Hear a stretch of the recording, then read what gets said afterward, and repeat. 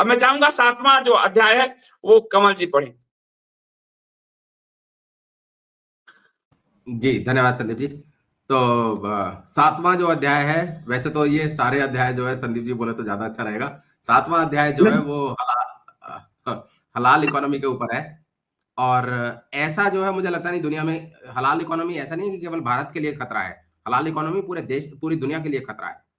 और हलाल इकोनॉमी का ये जैसे रवि रंजन झटका जी जो है वो आते भी रहे हैं इंडिया स्पीक डेली पर, उन्होंने बताया भी है कि ये केवल मीट तक सीमित नहीं है। हलाल इकोनॉमी बहुत बड़ा एक व्यापक इकोनॉमिक फ्रेमवर्क है जिसके जरिए अजीब अजीब तरह की फंडिंग की जाती है, टेररिस्ट तरह की फंडिंग जो है, जैसा उनका आरोप है।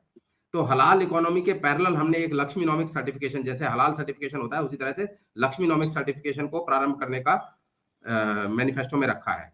मैं एक एक करके पॉइंट पढ़ देता हूं। भारत में पहली बात, भारत में हलाल सर्टिफिकेशन जो है वो पूर्ण प्रतिबंध लगाया जाएगा, पूरी तरह से प्रतिबंध, ना कोई ले सकता ना कोई दे सकता। दूसरा, हलाल सर्टिफिकेशन के स्थान पर हमारी सरकार लक्ष्मीनोमिक सर्टिफिकेशन आरंभ करेगी जिसके बिना किसी भी उत्पाद का आयात निर्यात और उसकी बिक्री नहीं हो सकती। तो अगर किसी फॉरेन कंपनी को, किसी बाहर की कंपनी को भारत में कुछ भी एक्सपोर्ट करना है, मतलब भारत के हिसाब से वो इंपोर्ट करना है, तो उसको लक्ष्मीनोमिक सर्टिफिकेशन लेना होगा। ये उस बात का भी जवाब है कि पैसा कहां से आएगा। ये बहुत बड़ा पैसा है, इससे दुनिया की अर्थव्यवस्था चल रही है, तो सोचिए भारत में कितना बड़ा इससे पैसा आएगा। तीसरा, मांसाहारियों के लिए, तो लोग हमारी पार्टी पर अक्सर ये इल्जाम लगाते हैं कि ये तो शाकाहारियों वाली पार्टी है या हम मांसाहारियों के बारे में सोचते नहीं है, तो ऐसा नहीं है बिल्कुल भी। जो नॉन वेजिटेरियंस हैं, जो मांसाहारी हैं, उनके लिए झटका मीट का विकल्प को हर जगह सुनिश्चित किया जाएगा। बहुत बार क्या होता है कि हम ऐसी जगह पे जाते हैं, फ्लाइट में जा रहे हैं या कहीं पर भी जा रहे हैं, वहां पे जो नॉन वेज होता है उसमें केवल हलाल सर्टिफिकेशन मिलता है, हलाल सर्टिफाइड नॉन वेज मिलता है। तो ऐसे सब जगह पर झटका मीट, अगर नॉन वेजिटेरियन ऑप्शन है खाने में तो झटका मीट जो है वो कंपलसरी होगा। मदरसा को दिया जाने वाली सरकारी अनुदान, मदरसा व्यवस्था तो हम पूरी तरह से समाप्ति करेंगे, तो उसका अनुदान भी समाप्त किया जाएगा।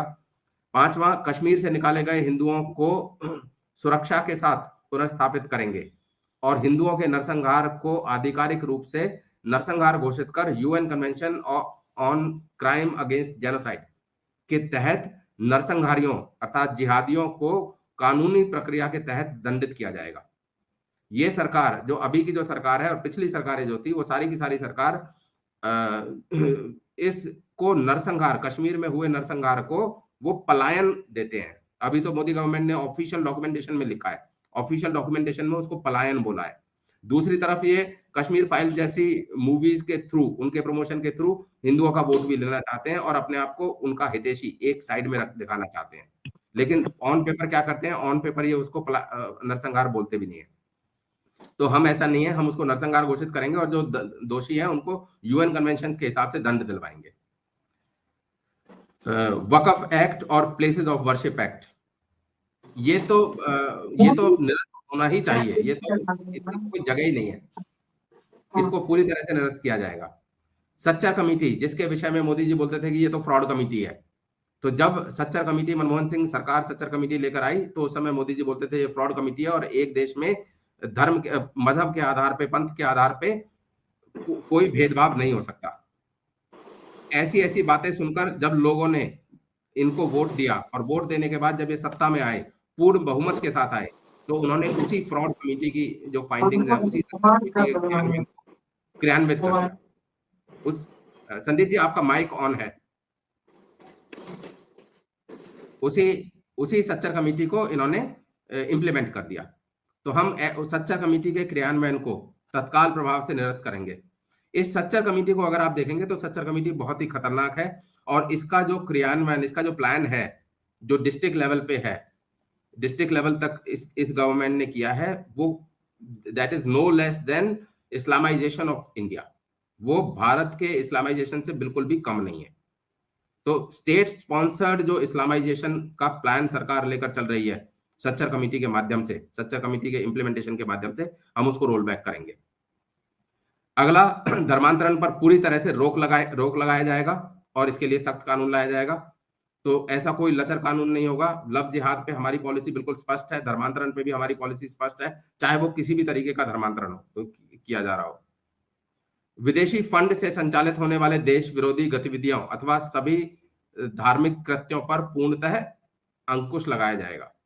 तो ये आपको पता ही है, इस तरह के जो एलिमेंट्स हैं, वो ज़्यादातर जो एलिमेंट्स हैं वो फॉरेन फंडेड होते हैं, चाहे वो मिशनरी एलिमेंट्स हों, चाहे वो दूसरे वाले एलिमेंट्स हों। तो इन सब पर विधर्मी जितने भी हैं, इन सब का जो फॉरेन फंडिंग है, फॉरेन फंडिंग उस पूरे जो कॉर नली है, जो इनका जो मेन रूट है, रूट पे अटैक किया जाएगा और इनकी फॉरेन फंडिंग जो है वो बंद कर दी जाएगी। सत्ता में आने के 3 साल के भीतर, तो हम टाइमलाइन दे रहे हैं, 3 साल के भीतर बांग्लादेशी, रोहिंग्या तथा बाकी सभी अवैध घुसपैठियों को निर्वासित कर उन्हें उनके मूल देश में भेजा जाएगा। इसी प्रॉमिस पर आए थे ये, भाजपा की सरकार इसी प्रॉमिस पर आई थी कि देखो ये जो अवैध घुसपैठिए हैं इनको हम भगाएंगे। किसी के मन में ये डाउट नहीं रहनी चाहिए, ऐसे बोलते थे मंच से, किसी के मन में डाउट नहीं रहनी चाहिए, बांग्लादेशियों को हम भगा देंगे यहाँ से। और आने के बाद उन्हीं बांग्लादेशी, उन्हीं रोहिंग्याओं के लिए दिल्ली जैसी जगह में फ्लैट बनाने लगे। ये हरदीप पुरी जो है, ये तो मोदी जी के मंत्री हैं, दिल्ली में रोहिंग्याओं के लिए फ्लैट बना रहे हैं। उनको ये सुनिश्चित कर रहे हैं कि बिल्कुल पानी भी टाइम पे मिले, बिजली पूरी मिले, चाहे लोकल सिटीजन्स को मिले या ना मिले।